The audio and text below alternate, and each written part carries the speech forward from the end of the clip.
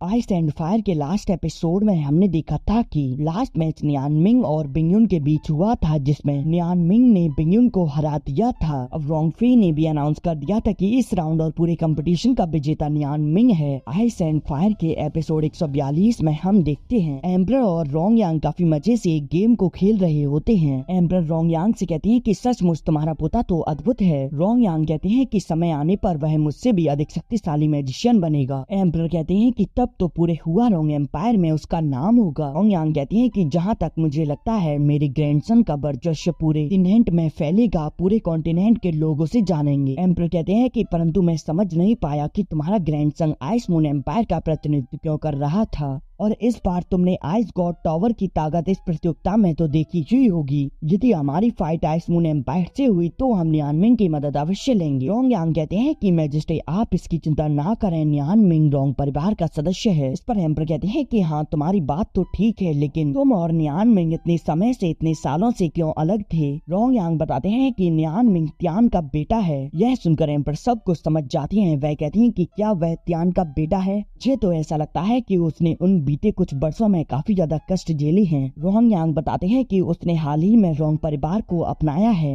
Emperor कहते हैं कि रोंग यांग देखो मैं अपनी ग्रैंड डॉटर के साथ कितना करीब हूँ, तो मैं भी अपने ग्रैंडसन के साथ ऐसा ही संबंध बनाना चाहिए। अभी वहाँ रोंग विंग फेंग नु नियान मिंग आ जाते हैं। वह कहते हैं कि हम आ गए। एम्परर कहते हैं कि नियान मिंग क्या तुम अब ठीक हो? नियान मिंग कहता है कि हाँ मैं ठीक हूँ, आपकी चिंता के लिए बहुत बहुत धन्यवाद। रोंग यांग कहते हैं कि नियान मिंग बधाई हो, तुमने अपनी ताकत का उपयोग करके लॉन्ग लाइफ ब्लेड को इस कंपटीशन के इनाम के रूप में जीता है। रोंग बिंग कहता है कि नियान मिंग तुमने हमें बहुत सारे सरप्राइज दिए हैं, और तुमने जो लास्ट फाइट बिंगयुन से की थी इसमें तो तुमने हमें आश्चर्यचकित कर दिया। बिंगयुन ने ice snow goddess domain activate किया था, तब मुझे लग रहा था कि तुम हार जाओगे। यह सुनकर ये नियो कहती है कि नियान मिंग यदि तुम हार जाते तो फिर रोंग बिंग खुद उससे फाइट करने के लिए जाते। इस पर रोंग बिंग कहता है कि ना बाबा ना, मैं फिर से मार नहीं खाना चाहता। रोंग यांग कहते हैं कि लॉन्ग लाइफ ब्लेड ने अभी तक अपना मास्टर नहीं चुना है, और फिर वह लॉन्ग लाइफ ब्लेड को उसे देते हैं और कहते हैं कि तुम इस पर अपना ब्लड लगा दो जिससे कि यह तुम्हें अपना मास्टर बना लेगा। मैजेस्टी कहते हैं कि नियान मिंग अब तुम्हारे पास 7 ब्लेड्स हो जाएंगे। मिंग उस ब्लेड को देखते हुए सोचता है कि यह लॉन्ग लाइफ ब्लेड मेरे बाकी ब्लेड की तरह ही पावरफुल लगता है, और फिर वह उस ब्लेड से अपने हाथ पर कट लगा लेता है जिससे कि वह ब्लेड अपना मास्टर उसे चुन ले, परंतु तभी उसमें से डार्क ऑरा बाहर निकलता है और अब नियान मिंग को चक्कर आने लगते हैं। देखकर रोंग यांग तुरंत अपनी फायर से उस ब्लेड को डीएक्टिवेट कर देते हैं, और उस ब्लेड को देखकर महाराज कहते हैं कि यह तो लॉन्ग लाइफ ब्लेड नहीं है। नियान मिंग सोचता है कि तो फिर ऐसा उस समय हुआ होगा, और अब उसे याद आता है कि साफेन ने रियल लॉन्ग लाइफ ब्लेड को वहाँ से गायब किया होगा। लॉन्ग लाइफ ब्लेड को गायब देखकर आग बबूला हो जाते हैं। वह कहते हैं कि रोंग यांग जल्दी से जल्दी इस प्रॉब्लम को ठीक करो। यह सुनकर रोंग यांग कहते हैं कि रोंग बिंग तुम जल्दी से जल्दी ड्रैगन वॉरियर और फ्लेम लायन नाइट्स को लेकर पूरे डोंगटियान शहर के अंदर बाहर की छानबीन करो, जल्दी जाओ, और याद रखना किसी भी व्यक्ति को बिना तलाशी के मत छोड़ना।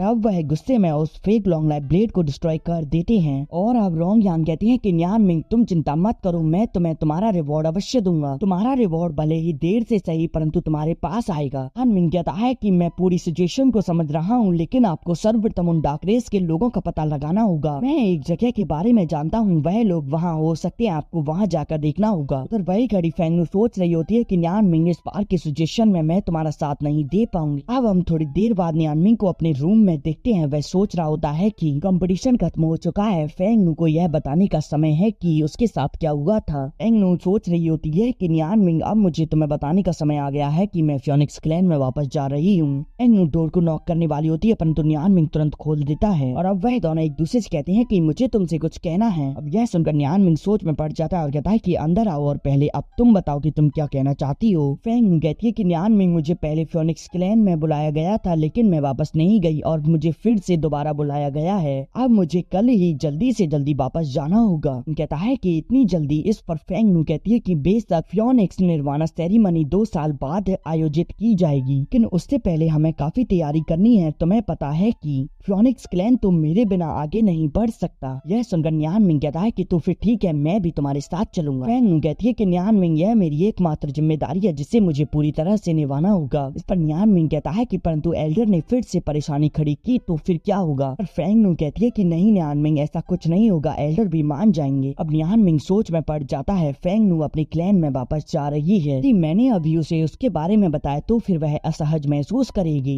फेंग नू कहती है कि नियान मिंग तुम चिंता मत करो, मैं निश्चित रूप से वापस आ जाऊंगी। नियान मिंग कहता है कि मैं जानता हूँ, मुझे तुम पर पूरा भरोसा है, मैं तुम्हारा समर्थन अवश्य करूंगा। फेंग नू कहती है कि मेरे ऊपर इतना भरोसा करने के लिए तुम्हारा धन्यवाद। नियान मिंग कहता है कि फिनिक्स लड़की, अब तुम्हें सावधान रहने की आवश्यकता है, और यह कहकर वह उसे गले लगा लेता है। यांग को देखते हैं जो कि पुरानी खबरों को देखकर अब काफी ज्यादा आग बबूला हो जाते हैं। रोंग यांग कहती है कि आधे महीने पहले डोंगट्यांग सिटी के बाहर दक्षिण में एक पहाड़ अचानक से ढह गया। वहाँ पर रहने वाले लोगों को झटके का एहसास हुआ, लेकिन अभी तक इसके कारण के बारे में भी पता नहीं चला। और 5 दिन पहले डोंगट्यांग सिटी के बाहर दक्षिण पश्चिम में एक गांव के लोग अजीब तरीके से मारे गए। क्या इसके पीछे भी डार्क रेस के लोग ही हैं? फ्लेम लायन नाइट्स पिछली बार इसका पता लगा चुके हैं, उनके हाथ कोई भी सुराग नहीं मिला। वह कहते हैं जिसने भी मेरी सील को ब्रेक किया है, मैं उसे इस बार नहीं छोड़ने वाला। अब उन्हें वहाँ पर किसी के होने का एहसास होता है। वह कहते हैं कि ऐसा लगता है कि कोई बिन बुलाया मेहमान प्रिंस रोंग के पैलेस में घुस आया है। इधर हम आर्थर ड्रैगन को देखते हैं जिसे खांसी आ जाती है, जिसकी वजह से उसके लोकेशन के बारे में सैनिकों को पता चल जाता है। अब आर्थर ड्रैगन बाहर आ जाता है और फिर वह उन सैनिकों पर दहाड़ता है, जिससे कि वह सैनिक वहीं बेहोश हो जाते हैं। वह आर्थर ड्रैगन सोच रहा होता है कि मैंने तो उसे बहुत खोजने की कोशिश की, लेकिन वह अभी तक मुझे नहीं मिला। क्या सैन युआन ने मुझसे झूठ बोला है? कोई बात नहीं,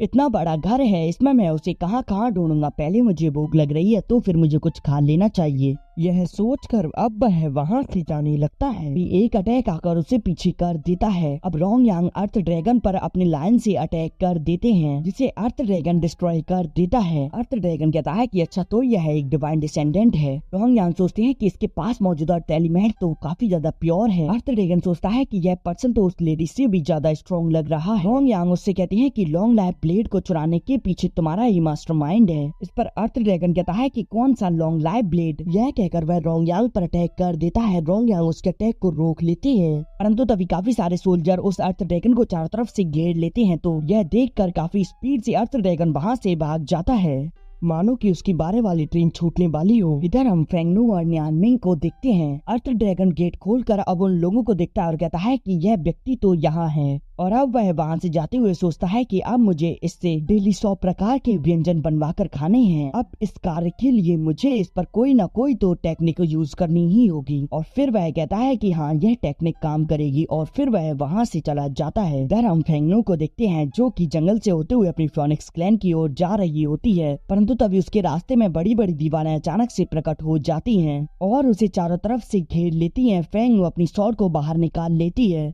अर्थ ड्रैगन वहाँ आता है और कहता है कि छोटी बच्ची, क्या तुम्हें इस घने जंगल में डर नहीं लग रहा? फेंग नू कहती है कि तुम कौन हो, तुम मुझ पर हमला क्यों कर रहे हो? इस पर अर्थ ड्रैगन कहता है कि अरे इतना गुस्सा मत करो, मैं तो बस एक मोटा आदमी हूँ जिसे सोना और खाना अत्यधिक पसंद है, मैं तुम्हें नुकसान नहीं पहुँचाना चाहता। परंतु फेंग नू तो उसकी एक नहीं सुनती और अब वह उस पर अटैक कर देती है, परंतु इसके अटैक से अर्थ ड्रैगन को कुछ भी नहीं होता। अर्थ ड्रैगन कहता है कि तुम परेशान मत हो, मैं तो बस उस लड़के से खाना बनवाने के लिए तुम्हारा सौदा करूंगा। फेंग नू तो दबे पांव वहाँ से भागने लगती है। वह सोचती है कि मुझे यहाँ से जल्दी से निकलना होगा, परंतु अर्थ ड्रैगन उस पर अटैक करके उसे जमीन पर लाद देता है और फिर वह उसके कंधे पर अटैक करके उसे बेहोश कर देता है। इधर हम नियान मिंग को देखते हैं जो कि फेंग नू द्वारा दी गई विसल को देख रहा होता है। भी उसे महसूस होता है कि फेंग नू उसके दरवाजे पर आ गई और अब वह दरवाजा खोलता है, परंतु तभी उसे वहाँ पर एक मैसेज पड़ा मिलता है जिसमें लिखा होता है कि लड़के, कि तुम अपनी पत्नी को जीवित देखना चाहते हो तो फिर उत्तर की ओर जंगल में 10 मील आगे एक पहाड़ पर मैं तुम्हारा इंतजार कर रहा हूँ, वहाँ आ जाओ। और तो और मैं जानता हूँ कि तुम रोंग परिवार की व्यक्ति हो, तो फिर यदि तुम किसी को यहाँ लाने की कोशिश भी करोगे तो फिर तुम अपनी पत्नी को खो बैठोगे।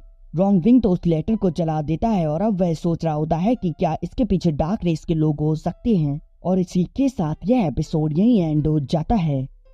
अब आप लोग चिंता मत कीजिए, अब हर वीडियो निश्चित समय पर ही आएगी और इससे अगला एपिसोड और उससे भी अगला एपिसोड सैटरडे से पहले ही अपलोड हो जाएगा, तो आकर देख लेना, क्योंकि चैनल डाउन चल रहा है जिसकी वजह से वह वीडियो शायद तुम्हें रिकमेंडेड ना हो। यही यूट्यूब का एल्गोरिथम है, तो फिर आप लोग आकर चेक कर लेना। और अब जल्द ही एपिसोड आएंगे लेजेंडरी शॉर्ट डोमेन 10,000 वर्ड और आइस एंड फायर के।